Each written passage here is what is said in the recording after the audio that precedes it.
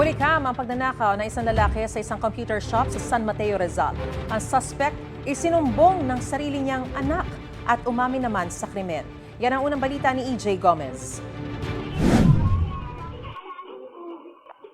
Sa kuha ng CCTV sa isang computer shop sa Barangay Mali, San Mateo, Rizal nitong Sabado, kita ang isang lalaking nagko-computer. Tumayo siya at tila nagmasid sa lugar. Binuksan niya ang kanyang bag, sumampa sa isang upuan at may kinuha sa estante sa taas ng computer. Sabay alis sa shop. Ang lalaki, isa pa lang magnanakaw. Ayon sa ina ng may-ari ng shop, nakuha ng lalaki ang motherboard na piyesa ng computer na nagkakahalaga ng 11,000 piso. Ilang beses na raw nagnakaw sa lugar ang sospek. Sa tansya nila, abot sa 40,000 pesos na ang halaga ng mga ninakaw na mga piyesa ng sospek. Ito yung pupunta sa dyan, may bag nga siyang dala. Tapos siguro mga 10 minutes pa lang, nagagalit siya sa mga bata, pinapalabas niya, magsipaglabas niya kayo ito, yung ingay-ingay nyo, mga ganun siya. Tapos may lumalabas na rin siya kasi may motor-motor siya. Yung anak ko pagdating ng gabi, nagririt ng ito yung gagawa, mama bakit wala yung ko, malay ko kako. Kaya ang ginawa ng anak ko, ayun, nag-install na nga siya ng hidden camera dyan. Sa isa pang CCTV na kuha sa kalapit na computer shop, kita ang suspect na nagbebenta ng mga ninakaw na items.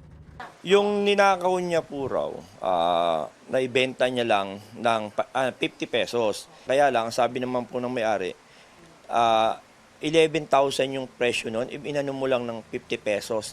Naaresto ng mga tauhan ng barangay ang suspect nitong linggo. Ito po yung suspect. Noong dumating po yung complainant, mayroon pong CCTV, pinakita ko po sa kanya. O sabi ko, sino yan? Nung una, hindi ako yan, sabi niya. Sino yan? May kakambal ka ba? Tapos tinignan niya po maigi yun. Ngayon, ang sabi niya, ako po yan. Sa gitna ng pakikipag-usap sa complainant, nagawa pang tumakas ng suspect. Ayan, tatakbo na po siya dyan. Ayun, nagkaroon po siya ng pagkakataon na yun.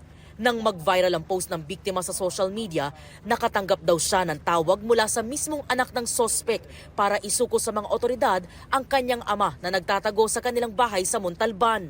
Puntahan daw po, ulihin, ipakulong na lang daw po. Kasi masyado ng araw pong maraming yung tatay niya, maraming record. Umamin ang suspect sa krimen pero tumanggi siyang magbigay ng pahayag sa kamera. Nakakulong siya sa custodial facility ng San Mateo Municipal Police Station. Sasampahan siya ng kasong theft. Ito ang unang balita. EJ Gomez para sa GMA Integrated News. Gusto mo bang mauna sa mga balita? Mag-subscribe na sa GMA Integrated News sa YouTube at tumutok sa unang balita.